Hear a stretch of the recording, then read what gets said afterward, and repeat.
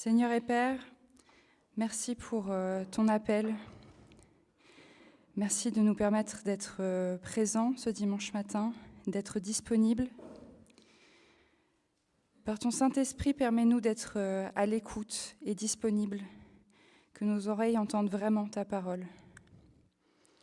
Merci pour ton Fils Jésus-Christ, par qui nous sommes ici sœurs et frères, et par qui nous sommes pardonnés. Merci Seigneur. Amen. Bienvenue sœurs et frères, que vos cœurs et vos esprits soient apaisés et puissent être pleinement renouvelés à l'écoute de la parole de Dieu.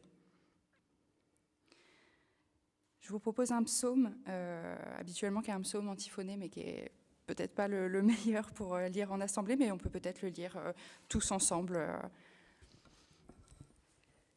La loi de l'Éternel est parfaite, elle restaure l'âme, le témoignage de l'Éternel est véritable, il rend sage l'ignorant. Les ordonnances de l'Éternel sont droites, elles réjouissent le cœur. Les commandements de l'Éternel sont purs, ils éclairent les yeux. La crainte de l'Éternel est pure, elle subsiste à toujours. Les jugements de l'Éternel sont vrais, ils sont tous justes. Ils sont plus précieux que l'or, que beaucoup d'or fin. Ils sont plus doux que le miel, que celui qui coule des rayons. Ton serviteur aussi en reçoit instruction. Pour qui les observe, la récompense est grande. Qui connaît ces égarements ? Pardonne-moi ceux que j'ignore.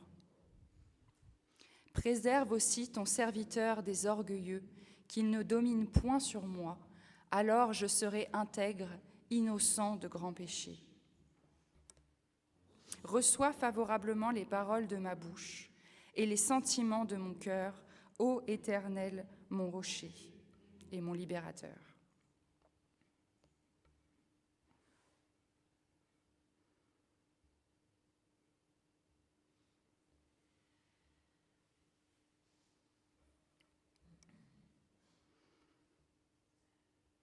Pour ce temps de rappel de la loi, j'ai choisi de vous lire un passage en Romains 7, versets 14 à 25.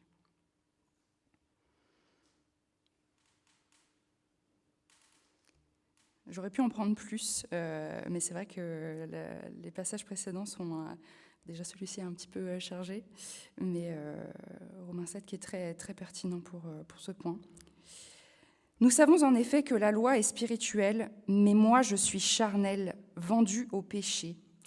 Car je ne sais pas ce que je ne fais point ce que je veux, et je fais ce que je hais. Or, si je fais ce que je ne veux pas, je reconnais par là que la loi est bonne. Et maintenant, ce n'est plus moi qui le fais, mais c'est le péché qui habite en moi. Ce qui est bon, je le sais, n'habite pas en moi, c'est-à-dire dans ma chair. J'ai la volonté, mais non le pouvoir de faire le bien. Car je ne fais pas le bien que je veux, et je fais le mal que je ne veux pas. Et si je fais ce que je ne veux pas, ce n'est plus moi qui le fais, c'est le péché qui habite en moi. Je trouve donc en moi cette loi. Quand je veux faire le bien, le mal est attaché à moi. Car je prends plaisir à la loi de Dieu selon l'homme intérieur. Mais je vois dans mes membres une autre loi qui lutte contre la loi de mon entendement et qui me rend captif de la loi du péché qui est dans mes membres. Misérable que je suis, qui me délivrera du corps de cette mort ? Grâce soit rendue à Dieu par Jésus-Christ notre Seigneur. Ainsi donc, moi-même, je suis par l'entendement esclave de la loi de Dieu et je suis par la chair esclave de la loi du péché.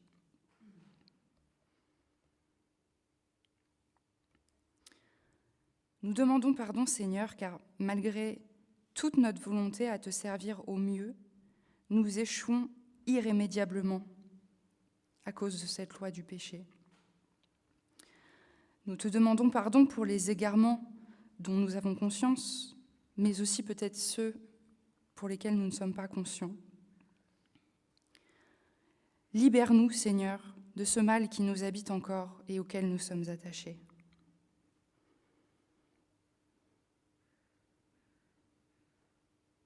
Je vous invite à observer un temps de repentance avec le morceau suivant. Ce sera encore le chant.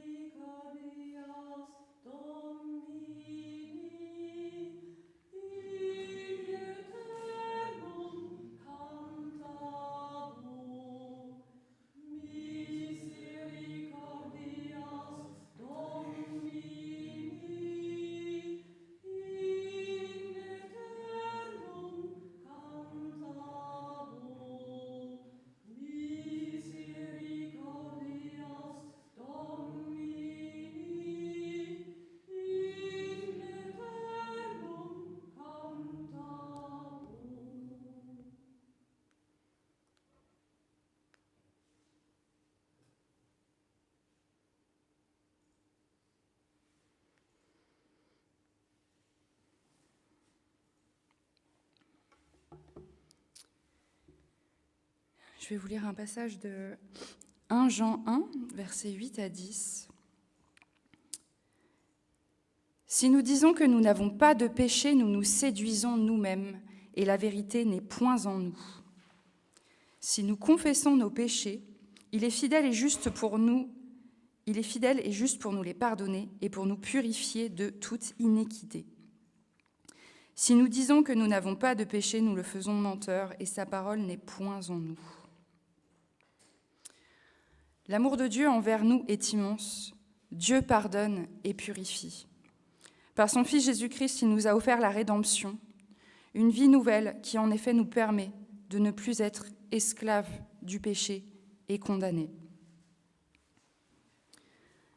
Je vous lis rapidement, j'avais oublié un extrait de Romains 6. « Et à présent, affranchis du péché, vous êtes devenus esclaves de la justice et non esclaves du péché, comme on a pu le lire précédemment. Je parle ici d'une manière très humaine à cause de votre faiblesse naturelle. De même que vous avez offert autrefois les membres et organes de votre corps en esclaves pour agir d'une manière immorale et qui ne respecte pas la loi de Dieu, offrez-les maintenant en esclaves à la justice pour devenir saints dans votre être et votre conduite. Lorsque vous étiez encore esclaves du péché, vous étiez libres par rapport à la justice. Or, quel fruit portiez-vous alors ? Des actes qui vous font rougir de honte aujourd'hui, car ils conduisent à la mort. Mais maintenant, affranchis du péché et devenus esclaves de Dieu, le fruit que vous portez, c'est une vie sainte et le résultat auquel vous aboutissez, c'est la vie éternelle. Car le salaire que verse le péché, c'est la mort, mais le don de la grâce que Dieu accorde, c'est la vie éternelle dans l'union avec Jésus-Christ, notre Seigneur. Amen. Merci Seigneur, merci pour ton Fils Jésus-Christ et pour cette grâce qui nous est offerte. Et je vous invite donc à chanter la louange du Seigneur avec les 2 prochains chants. Les 2 prochains chants, nous allons enchaîner 2 grands classiques. Donc d'abord, livrer nos chaînes, le règne en moi et après bien Saint-Esprit. Donc si vous voulez, vous pouvez vous lever ou rester assis.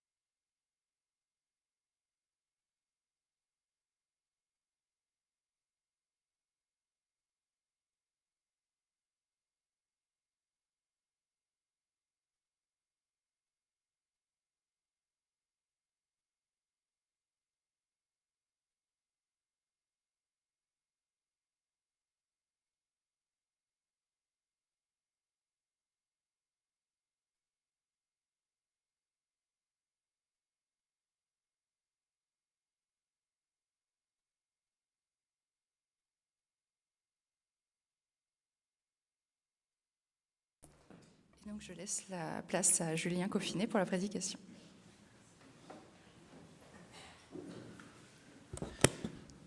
Bonjour. Voilà, je vous propose une méditation ce matin sur Matthieu 6. On a déjà lu un morceau. Ah non, c'était Romains 6, tout ça. Matthieu 6, et on va lire dans Semeur. Nul ne peut être en même temps au service de 2 maîtres, car ou bien il détestera l'un et aimera l'autre, ou bien il sera dévoué au premier et méprisera le second. Vous ne pouvez pas servir en même temps Dieu et l'argent. C'est pourquoi je vous dis, ne vous inquiétez pas en vous demandant qu'allons-nous manger ou boire, avec quoi allons-nous nous habiller. La vie ne vaut-elle pas bien plus que la nourriture? Et le corps ne vaut-il pas bien plus que les habits? Voyez ces oiseaux qui volent dans les airs. Ils ne sèment ni ne moissonnent. Ils n'amassent pas de provisions dans des greniers. Et votre Père céleste les nourrit. N'avez-vous pas bien plus de valeur qu'eux? D'ailleurs, qui de vous peut, à force d'inquiétude, prolonger son existence, ne serait-ce que de quelques instants? Quant aux vêtements, pourquoi vous inquiétez à leur sujet? Observez les lys sauvages. Ils poussent sans se fatiguer à tisser des vêtements. Pourtant, je vous l'assure, le roi Salomon lui-même, dans toute sa gloire, n'a jamais été aussi bien vêtu que l'un d'eux. Si Dieu habille avec tant d'élégance la petite plante des champs qui est là, aujourd'hui, et qui demain sera jetée au feu, à plus forte raison ne vous vêtira-t-il pas vous-même? Ah, votre foi est encore bien petite.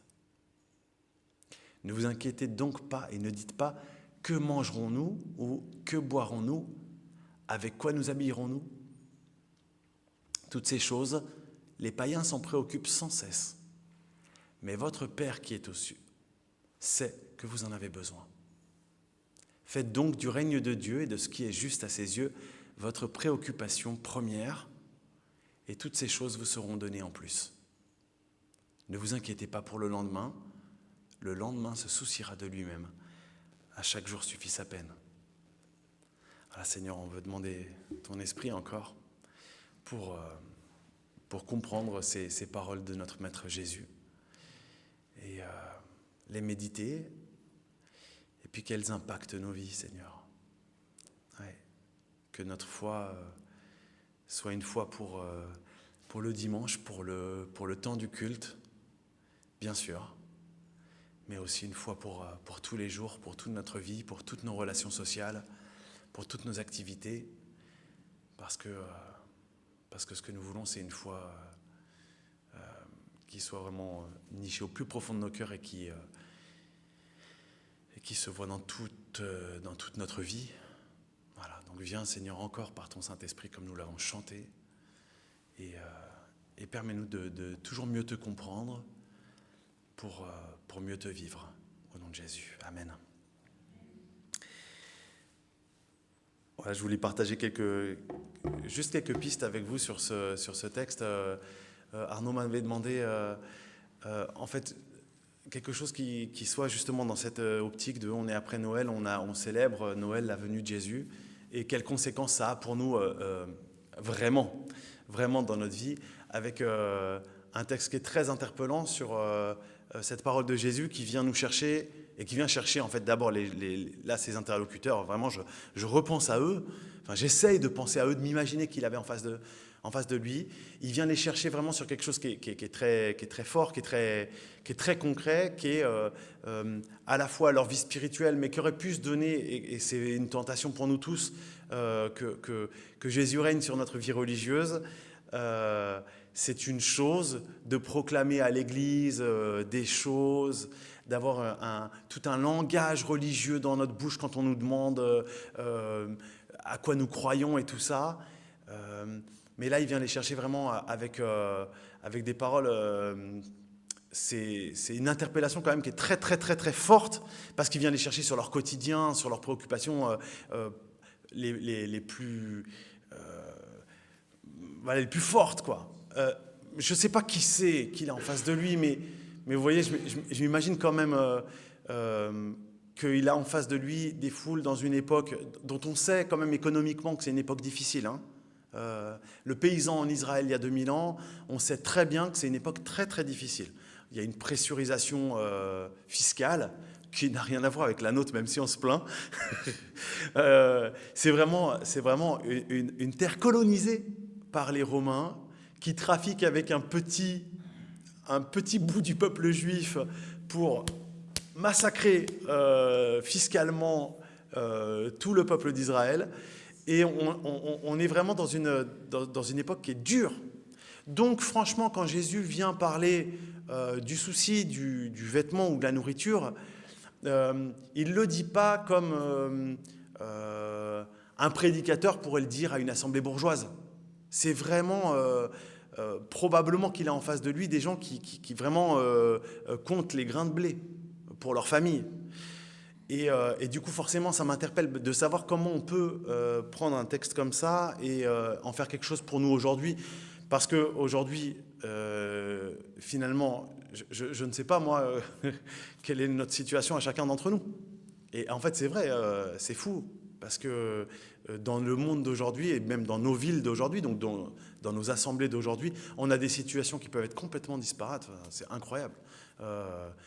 Il y a les classes moyennes peuvent se sentir pauvres parce que c'est dur d'acheter le téléphone de chez Google ou de chez Apple.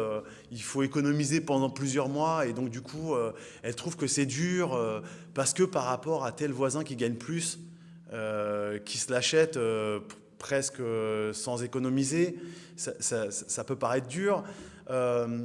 Tel autre a du mal à mettre de l'essence dans sa voiture ou à payer le crédit de la voiture qu'il a achetée.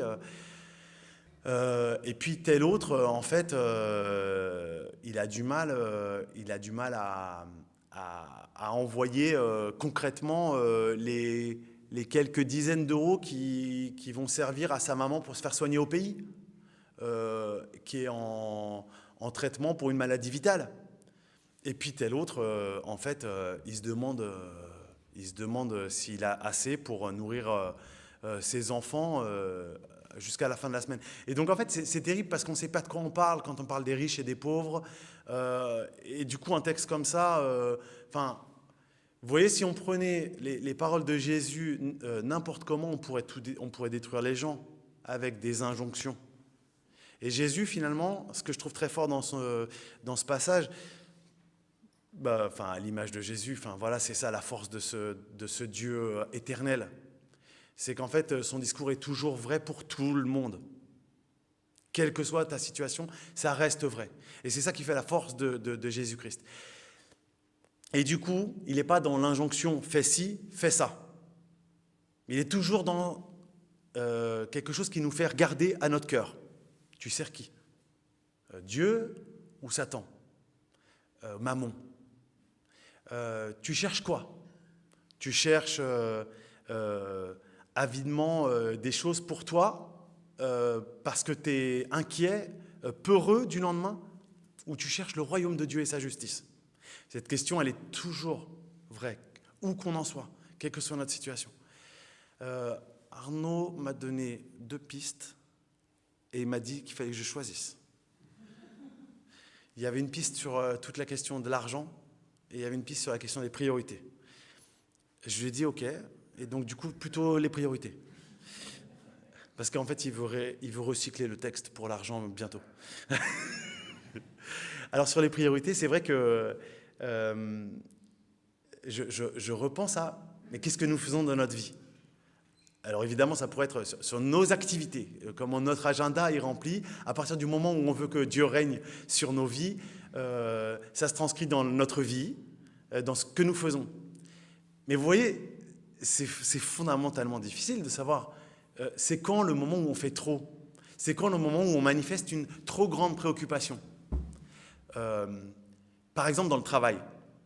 C'est très compliqué. Dans le travail... ce qui est de l'ordre de la trop grande préoccupation, ce n'est pas la même chose pour tout le monde. Il y a un moment donné, il y a une question de responsabilité. Et pour rechercher le royaume de Dieu et sa justice, à un moment donné, certains vont devoir travailler énormément. Je pense à des sauveteurs dans un... Ouais, c'est un peu l'actualité. À un moment donné, s'il y a un sauveteur sur une opération d'urgence, travailler presque une semaine sans dormir, en fait, qui est celui qui viendra lui dire t'as trop fait, t'as été trop inquiet, tu t'es, bah, non. Il y a un moment donné, il y a plus de... C'est vrai que la situation, par recherche de la justice et du royaume, peut nécessiter en fait de travailler une semaine sans dormir. Donc qui est celui qui viendra lui dire c'est trop? C'est ça qui est fou. Le ministère en lui-même. Jésus est allé jusqu'au fait même de ne pas respecter la loi selon les Juifs, quand finalement il a guéri le jour du sabbat. Quand on voit l'activité ministérielle de Jésus ou de Paul, on voit bien que ces gens-là, à un moment donné, en fait, on fait tellement que finalement, c'est difficile de dire à quelqu'un « tu es trop dans le travail ». Parce que qu'est-ce que t'en sais? Jésus renvoie à notre cœur. Pourquoi? Pourquoi tu fais les choses? Quelle est ta préoccupation? Ta préoccupation pour toi ou ta préoccupation pour le royaume? Et c'est ça qui va devenir finalement le juge de paix dans ce que nous faisons. Est-ce qu'on peut dire à des gens qui s'occupent beaucoup de leurs parents ou de leurs enfants ou de leurs conjoints? C'est dur quand on dit oh mais tu es en train de te faire esclavagiser par ta mère, par ton conjoint, par tes enfants malades, je sais pas. C'est dur parce que si on le calcule sur le temps passé de quelqu'un avec sa vieille maman ou avec son enfant malade, t'as plus de repos, Ouais, c'est compliqué. Parce que la question, c'est qu'est-ce que tu as dans le cœur? Parce qu'à un moment donné, la responsabilité, la recherche du royaume et de la justice, ça peut nécessiter des sacrifices qui sont immenses.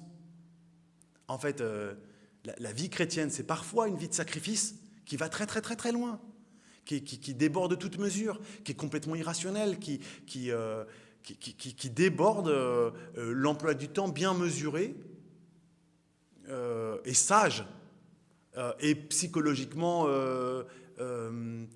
conforme aux attentes qu'on pourrait avoir. Hein? Parfois, ça va au-delà. Après, c'est compliqué parce que du coup, on est tout le temps renvoyé à soi-même. Mais c'est quoi tes motivations?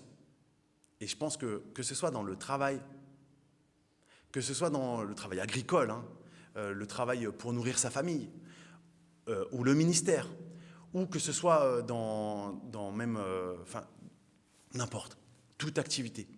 La question à laquelle nous renvoie Jésus, c'est pour qui, pourquoi tu le fais? Pour qui, pourquoi tu le fais? Et c'est la question fondamentale à laquelle personne ne peut répondre de l'extérieur et en fait à laquelle on est toujours obligé vraiment de se positionner.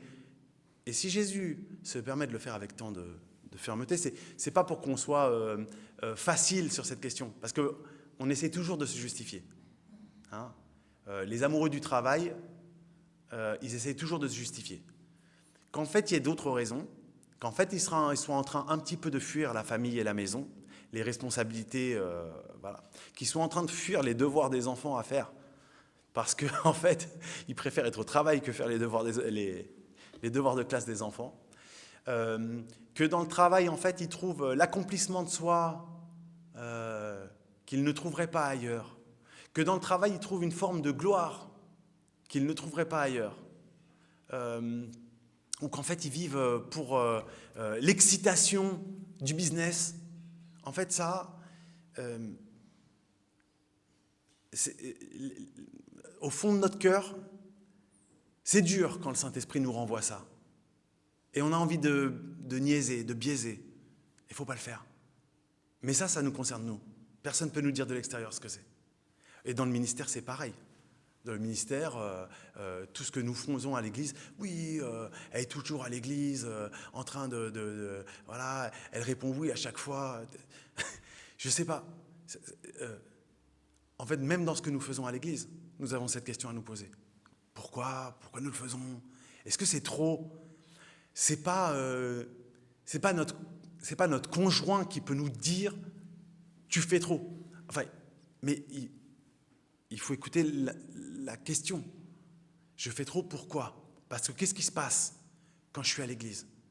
Je suis là pour servir Dieu parce que c'est fondamental de le faire, pour servir une communauté parce que c'est une question d'annonce de l'évangile prioritaire, ou en fait je le fais parce que quelque part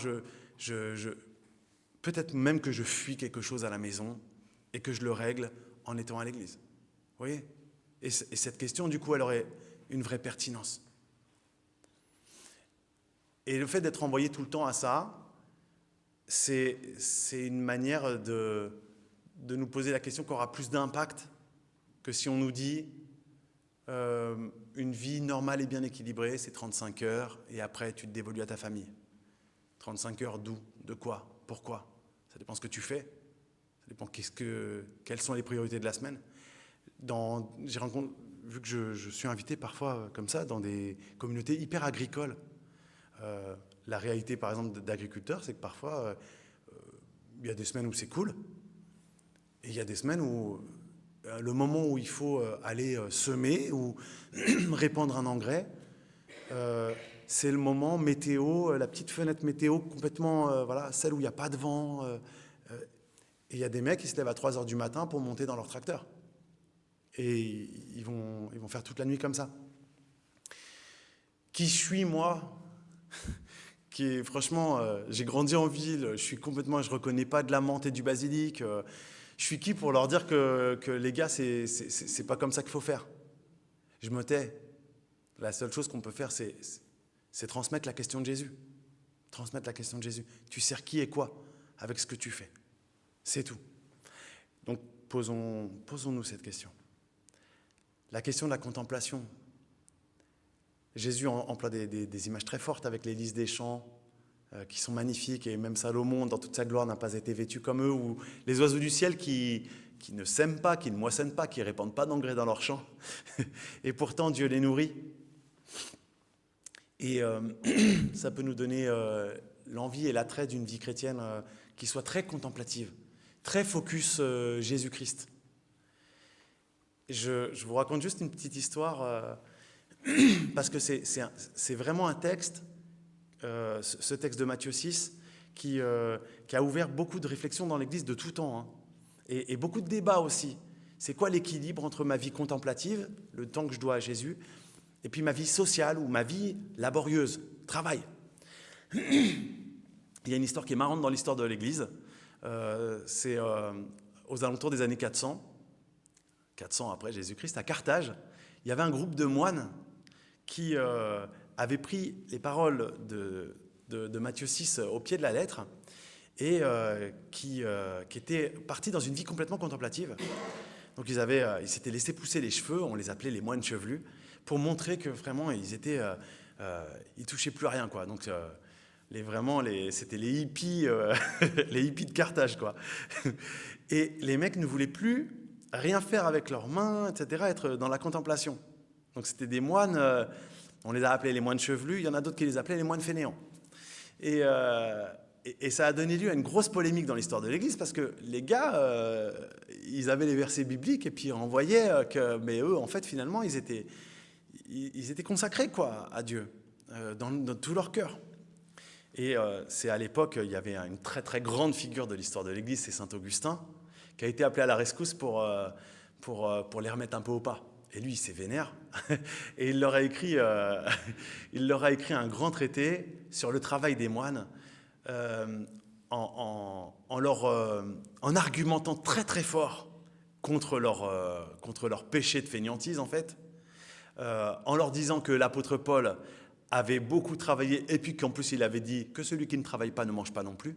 Donc, quelque part, si tu veux contempler, c'est bien, mais fais-le en jeûnant. Parce que si tu veux manger en plus de contempler, ça veut dire que tu as compté sur les autres frères avec les cheveux coupés, là. C'est eux qui préparent à manger, c'est eux qui moissonnent, et toi tu manges.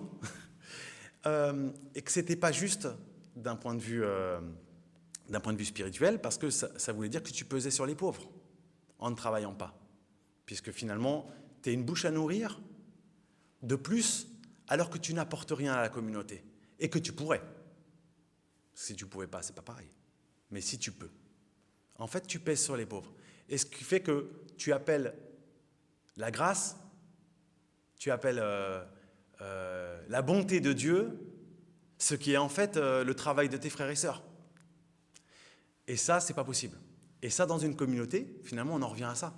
Que ce soit la communauté sociale dans laquelle nous habitons, communauté solidaire comme par exemple La France, ou que ce soit une communauté ecclésiale comme les temples de Mantes, il y a un moment donné où, en fait, si nous voulons vraiment vivre la grâce, vivre la bonté de Dieu, vivre l'amour de Dieu, sa générosité qui prend soin de nous, il faut qu'on se pose vraiment, mais au plus profond de notre cœur, la question de qu'est-ce que j'appelle la grâce ? Le travail de mes frères et sœurs ? Ah oui, mais à quel prix ?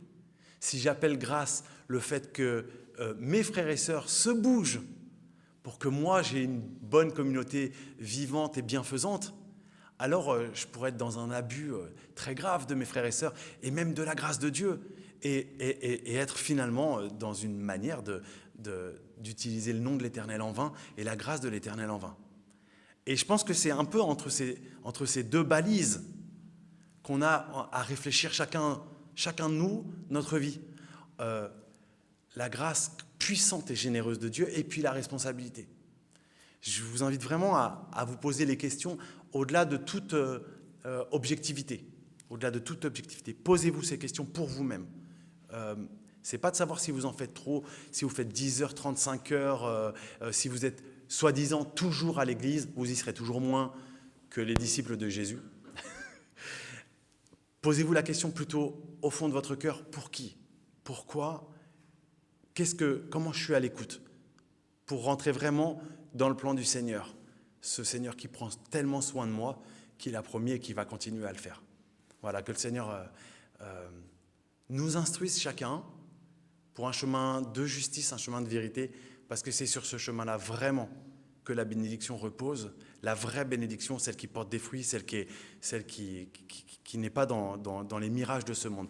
Que le Seigneur nous instruise, qu'il nous questionne, que l'Esprit Saint gicle et écarte toute auto-justification dans laquelle nous pourrions être, cette auto-justification permanente qui nous permet de niaiser et de biaiser avec le Seigneur, qu'il nous instruise et qu'il nous donne de vivre pour sa gloire avec lui. Amen.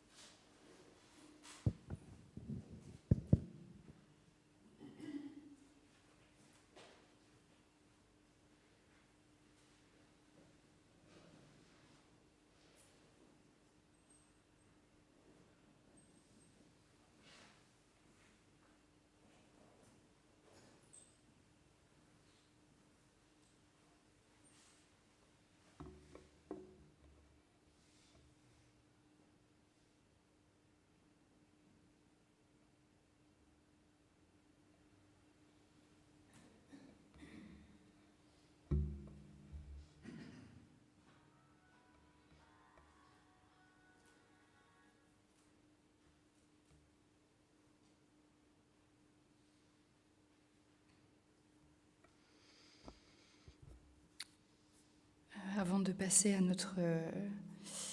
notre temps de communion, nous allons avoir un chant, à toi la gloire.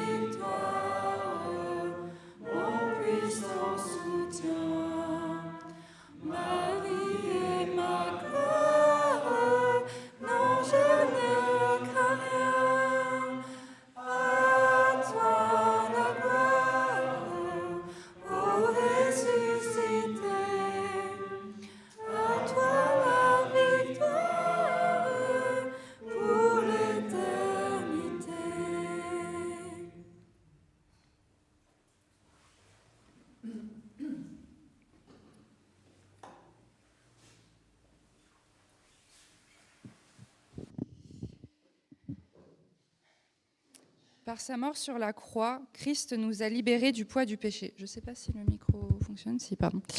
Par sa mort sur la croix, Christ nous a libérés du poids du péché et de la crainte de la condamnation divine.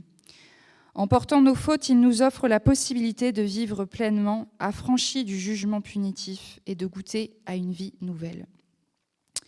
Je vous invite, frères et sœurs, à communier. Peut-être comme on est en plus petit nombre, on peut, pour ceux qui le peuvent, essayer de se répartir en cercle et comme ça, on fera passer les espèces. En effet, la scène nous permet de conserver le souvenir du sacrifice de Christ, dont le sang justifie et protège, et nous délivre du péché. Jésus-Christ a été l'agneau de Dieu qui s'est offert pour le salut du monde. Ce repas de la Cène est la commémoration du sacrifice de Christ. Nous le célébrons en mémoire de lui.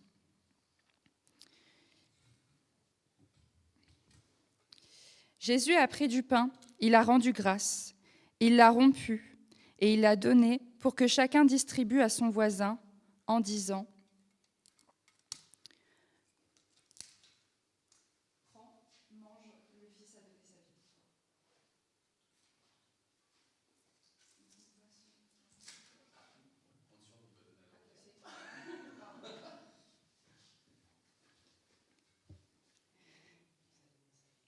Je vous invite pendant ce temps, dans le nom de Jésus, à lui remettre dans le secret de votre cœur toutes vos inquiétudes et vos tourments.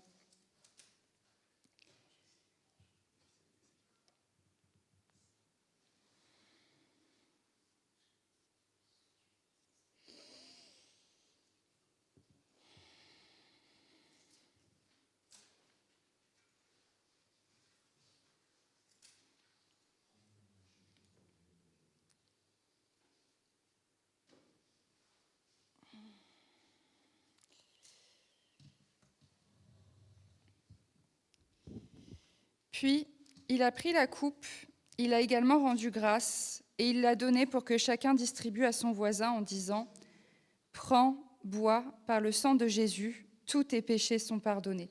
Et je précise que le vin est à l'extérieur et il y a du jus de raisin au centre.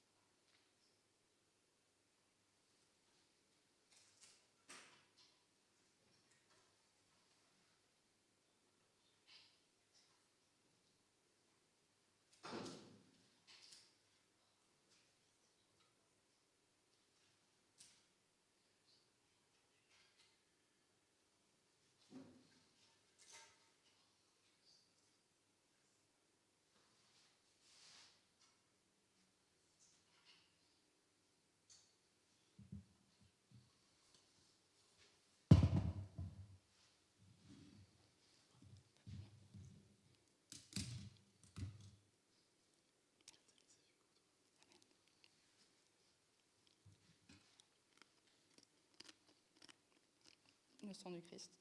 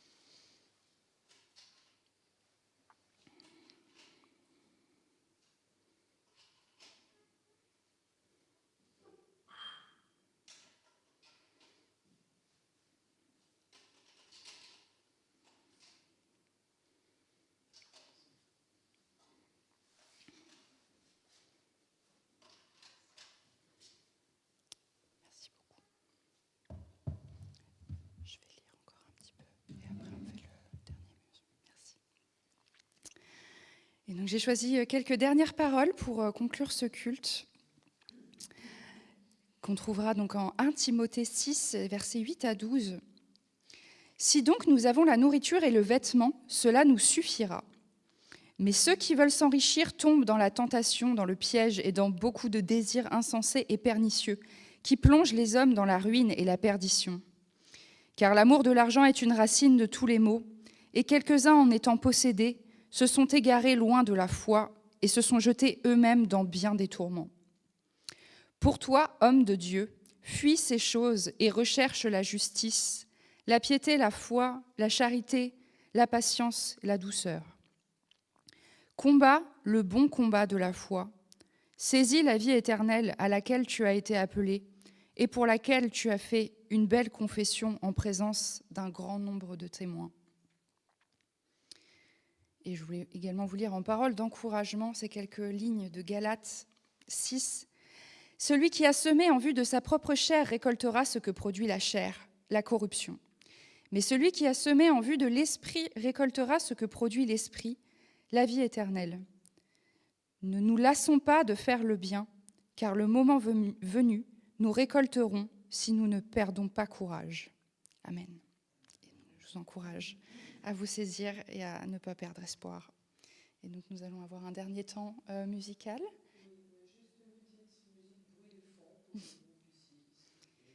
Les annonces seront projetées et il y aura le temps d'offrande. Je vais passer les offrandes, je pense. Oui, donc pour rappel, pour le culte de 9h30, en fait, on met un panier à la sortie. Et donc, ce qu'on a indiqué sur WhatsApp ce matin, c'est que les offrandes là, du culte de 9h30, mais aussi du culte de 11h15, elles iront à destination de la fondation La Cause, dont le pasteur Julien est le directeur général. La fondation La Cause, elle a plein de départements de travail. Notamment parmi les départements, il y en a un qui est un pôle édition. Du coup, j'ai demandé à Julien s'il pouvait venir avec quelques ouvrages aussi de la cause. Donc, il a installé quelques ouvrages plutôt récents qui ont été édités par la cause. Vous pouvez lui demander aussi un petit peu plus, évidemment, de renseignements. Au deuxième culte, il prendra plus le temps d'une présentation un peu plus détaillée. Et évidemment, comme on est toujours à proposer qu'on termine ce culte-là à 10h20.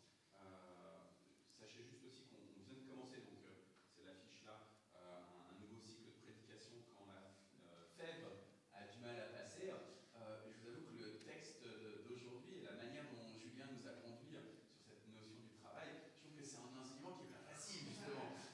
Donc ça a du mal à passer, mais je suis sûr que le Saint-Esprit va vous guider, va nous guider pour sentir comment bien se positionner, chacun individuellement, avec ce que le Christ veut de vous. Dans les différentes annonces, vous verrez, il y a aussi la semaine de prière pour l'unité des chrétiens, la semaine de prière de l'Alliance évangélique. On a un certain nombre d'événements, vous verrez aussi sur les visuels qui sont derrière Thomas là-bas, qui indiquent aussi toutes les activités. Merci Tania aussi d'animer si bien. Je me permets juste aussi, en toute guise de conclusion, Dorothea, je te balance, je suis désolé. Cette semaine, Dorothea m'a dit, je ne sais pas si conduire la louange, parce qu'elle le fait, vous savez, de temps en temps, conduire la louange avec la flûte, si c'est adapté. Je crois vraiment, Dorothea, que c'est extrêmement adapté et que ça fait beaucoup de bien, parce que ça aide aussi à cette atmosphère un peu calme, méditative, contemplative qu'on aime à ce culte de 9h30. Donc voilà, peut-être qu'un jour, Hans-Jörg, avec ton violon aussi, tu nous accompagneras à ce culte-là, plutôt recueilli.